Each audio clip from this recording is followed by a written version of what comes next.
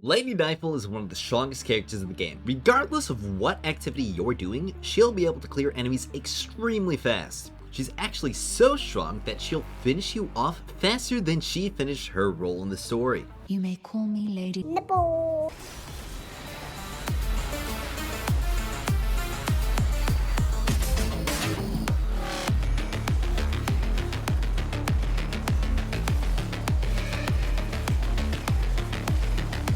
You have come. Hey humans! So I'm sure we are all very well aware of how good Lady Nifle is in Duet Night Abyss. At this point, I don't think she needs any introduction. She is 100% a top contender across the entire cast when it comes to a main damage dealer, lining up with the likes of Psyche and Lynn.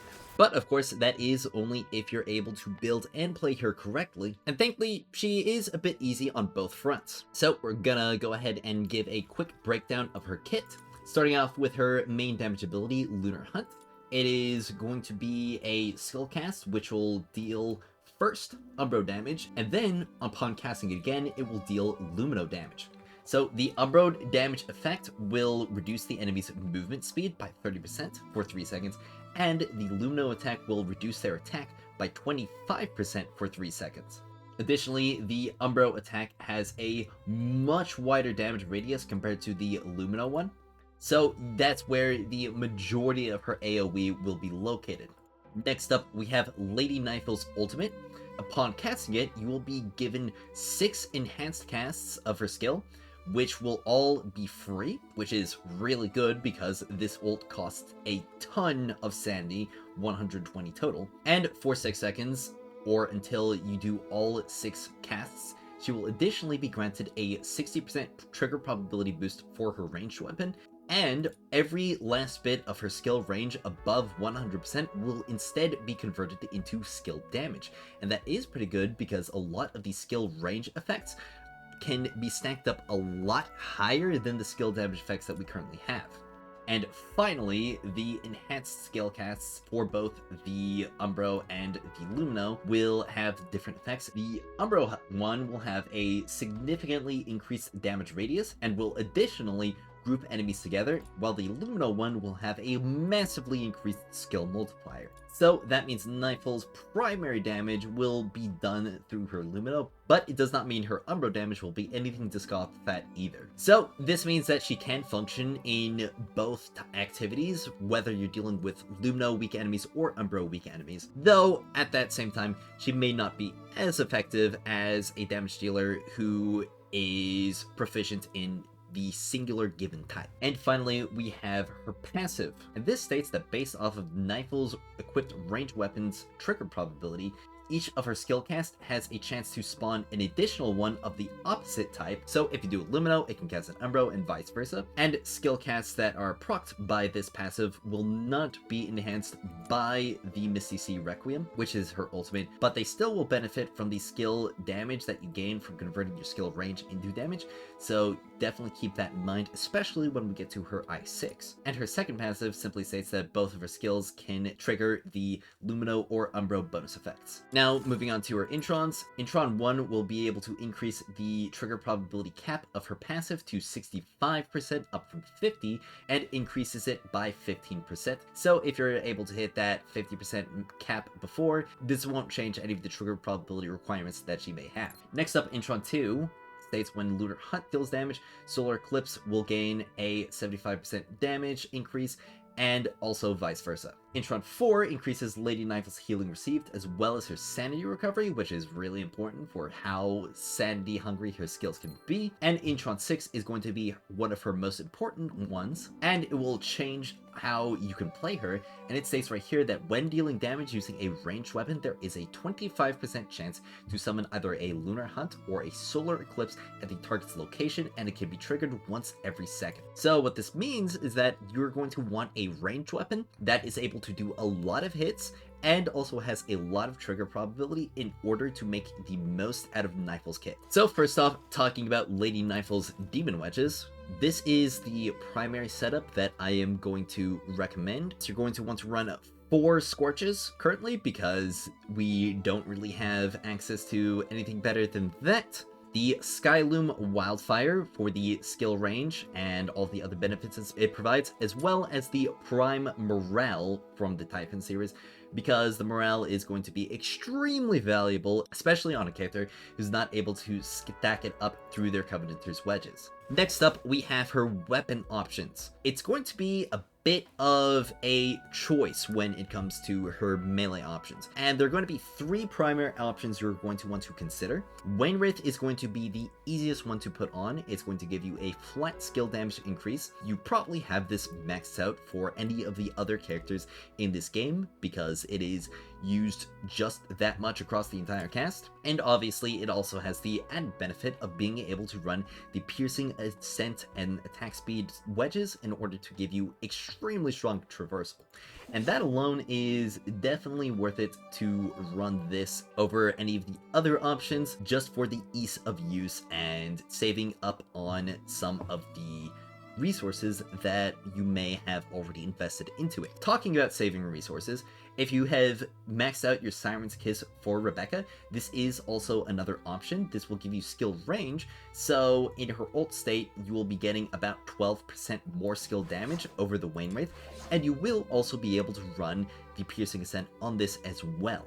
So this is another option to consider, especially if you want to keep the Piercing Ascent, but you're leveraging the ult state a lot more than you're dealing damage outside of it. And finally, the last one to consider is going to be the Fathomless Shark Gaze for the skill range right here. Now, mine is not leveled up, but when it does reach max level, it would give you an amount equivalent to around 72%. Which will be a pretty significant increase to her damage in the ult state over the Wainwraith, but it does unfortunately not have as strong of a movement option. The dual blades do still have probably the second best movement option among the wedges, giving you the charge attack within full bloom, and it would look something like this. Now, it is actually going to be faster than Piercing Ascent. However, the main issue with it is that it is locked to the ground. So if you have to move across the gap, you then would have to use your Helix Leap, or you would have to find a way around it if it's too wide, which can oftentimes lead you to taking more time to get to a different spot compared to just using the Piercing Ascent. But if you're running something like, let's say, the Mystic Maze, where wedge sets already aren't used, or something like the Immersive Theater where you don't have to do a lot of traversal, then that downside will not be something you really have to consider at all. And those are also two game modes where the extra skill damage in the ult state will definitely help you a lot more than the extra versatility and mobility that one of the polearms would be able to provide. And when we get to the ranged weapon, there is largely only going to be one best option for her, and it is going to be the Embla Inflorescence. And if we take a quick look at its passive right here, giving a flat increase to her skill range by 30%. It also states that while charging, the weapon gradually locks onto nearby enemies. Upon release, it'll fire tracking arrows at all locked targets. And finally, when a Lumino character deals skill damage, it will grant a plus 35% skill damage boost for 6 seconds. And it's not stated here, but this does actually function like a skill damage boost, the exact same way that Tabitha's would. So this means it will not stack additively like the Volitions, meaning that the extra skill damage that you would be able to get from it will only be enhanced by the Embla rather than diluted. Now, if you do not have the Embla Inflorescence, there are some other weapons that you would be able to consider using.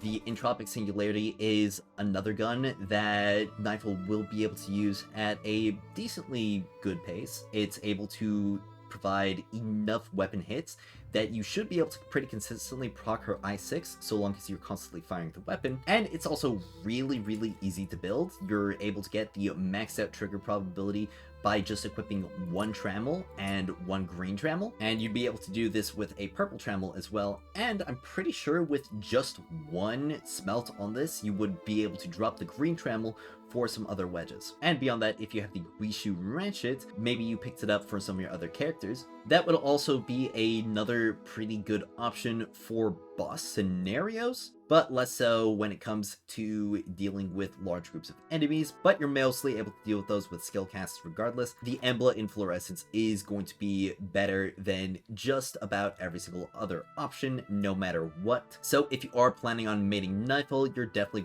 going to want to pick this up. Now, when it comes to her demon Wedges, you are going to want to run the primary ability engine setup, which is going to be Foldover, Celerity, a Trammel, and since she wants the maxed out trigger probability, you're going to want to run a second Trammel alongside Rain of Quivers, Celerity Cunning, and when it comes to the last two Wedges, an Edge Trammel, and when it comes to the last Wedge, I think Hunt is probably going to be one of the better options, mostly because you aren't really going to be using very much ammo. It takes one arrow to launch the attack, in spite of the fact that it shoots like 50. Ammo's not really going to be an issue, neither will reload, which really leaves only the additional multi-shot as one of the best options. You can actually run stall, because that'll actually increase the projectile lifespan of the arrows, allowing you to get some additional hits with them. But you do want to prioritize maxing out that trigger probability as much as you can. Though, when it comes to her skill investment, that can actually change the wedges that you need to invest in, because if you're at 8+2, you would still need to run the green, but if you get to a 9 or 10+2, you can actually drop the green because the difference in the trigger probability will be so minimal that it's not really going to matter. And also, if you are doing your damage primarily in the ult state, you would also be able to drop the green Trammel because of the enhanced trigger probability that she gives inside of it. Now, next up, when it comes to supports, obviously Fina is the best general support in the game, so we are going to be running her with Nifle. And when it comes to her setup, it's going to be just a pretty typical support setup, just stacking skill duration. Primarily, you're going to want your Serenity or Uplift along with your Surge, but if you run the Surge on your other support, then it doesn't really matter here. The Prismatic Neon also doesn't really matter that much. I just have it equipped here because that's what I usually run on my Fina regardless. Now, when it comes to her second node support, you're going to have a couple of options. Now, Truffle and Filbert is going to be the other best general damage booster. The choice between Truffle and Tabitha will also depend on the level of investment that you have on your Truffle and Filbert. Because if you're like me and your Truffle and Filbert is at skill level 8 at Introns 0, then she isn't going to be as good of an option compared to the Tabitha because of some other boosts that Tabitha will be able to provide.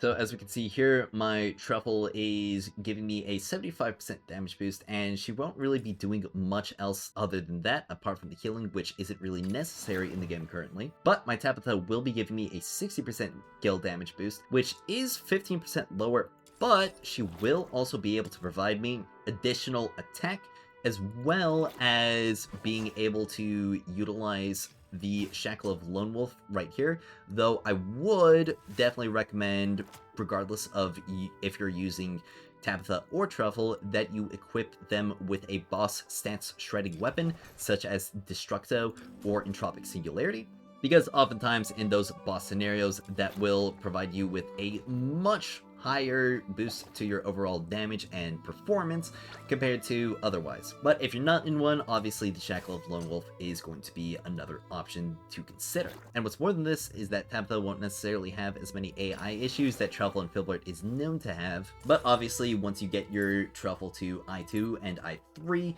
that is going to massively increase the support capabilities of her. But of course, she is a weakly locked unit compared to a unit that you're able to max out from the shop, so that is another thing that you should consider, at least right now. And finally, the last thing when it comes to her build is going to be the Geniemon. Obviously, one of the best Geniemon that you're going to be able to equip on her is going to be the Shiny Bulby, because not only is it going to increase her Lumino attack and also increase the effectiveness of her Phoenix Wedge, but it's also going to give a skill damage taken increase for the enemies that get hit by this support skill, which is going to be an additional independent multiplier. So that will be another 7.2% increase to your damage total, which is definitely extremely strong. And when it comes to the stuff to put on it, the attack percent increase and the support skill cooldown are both going to be the best options.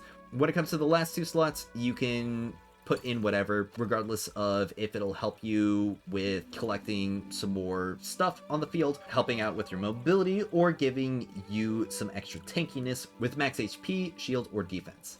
Now, the Battle Pass Geniemon is also another one to consider. I'd say a lot less so at its first ascension, because it's not going to be providing a lot more with this passive. Obviously, as you level it up, not only is the Lumino attack going to increase, but also the boost to all of your wedges, and this will also get even better as you get further investment into your demon wedges on Nifle. So even though this active skill is going to be doing largely nothing for her, the passive is going to be stacking up so much that the stats should generally beat out the damage increase that the Ball Bee provides. But of course, this would require significantly more investment than the Ball Bee, so that may not be as good for your account. Now finally, we're going to have a quick showcase for Nifle. So we're going to be going up against our favorite punching bag right here, Sybil, at level 80, and we'll be able to see that Nifle is able to clear her very quickly. So as soon as you do your ult, you'll be able to do a skill cast, and I recommend weaving in a charge attack with the Embla in between your skill casts.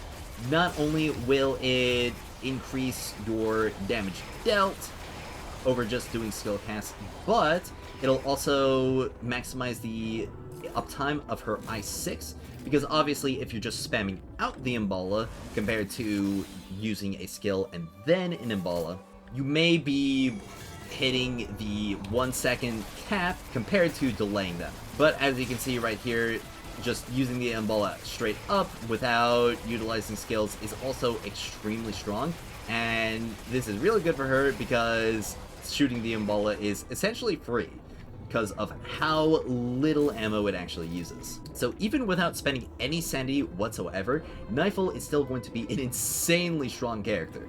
Now, obviously, we do have the Immersive Theater. She is going to be one of the best units to be using in the current theater, but this is the team that I'm going to be taking into here. We're going to be going up against the Act 18, since this is going to be the primary difficult threshold for getting the majority of the rewards in this theater, and I'll be taking Tabitha with me because I don't really want to worry about any of the downtime issues that Truffle could be bringing in an extended activity such as this one. So we're going to be getting straight into it. Now, when it comes to defeating the enemies, obviously in a more than single target scenario, you will have to wait a bit longer for the Embla to paint all the targets before you release, but as you can see, really doesn't matter that much. Basically, as soon as you stop hearing the clicks, you can release the trigger, and you can also just go into a rhythm of holding and releasing every few seconds,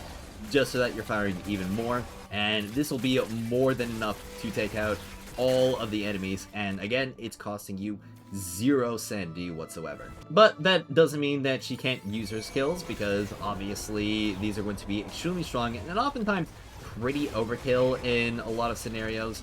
But if there is an enemy that is tougher, maybe you're in a much higher level mode of the theater, or maybe it's a strong elite, you can use your skill casts to take them out. But obviously the Embla is going to just make these stages extremely brain dead, so we can go ahead and just skip to the boss. So obviously we've got the crystal file right here, and we can waste no time casting the ult and weaving in our charge attacks after our skill casts. He's going to be getting dropped, and we can go ahead and keep up the damage.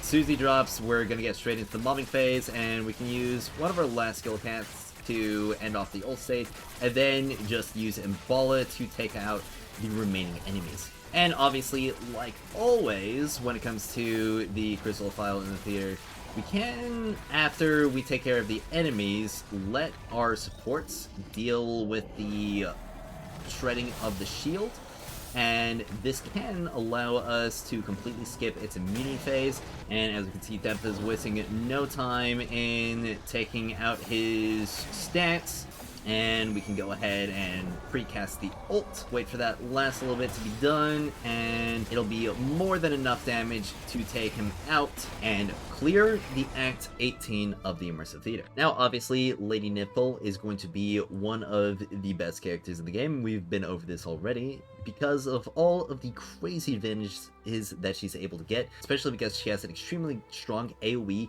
and boss damage capabilities without spending any sanity whatsoever, and only gets even better when you start casting her skills. And of course, she is going to be extremely easy to play, especially after you get the Embla, which is going to massively increase her ease of use as well as her damage. So obviously, if any of that interests you, definitely give Leopard Thong a shot and build her up, get her Intron 6, and have a wonderful time with this character. But with that all out of the way, thank you all so much for watching the video. If you enjoyed it, be sure to leave a like on the video, but only if you liked the video. Also, I'd like to hear your thoughts about Lady Nifle in the comments down below. But with that all out of the way, thank you all so much for watching, and as always, I will see you all next time.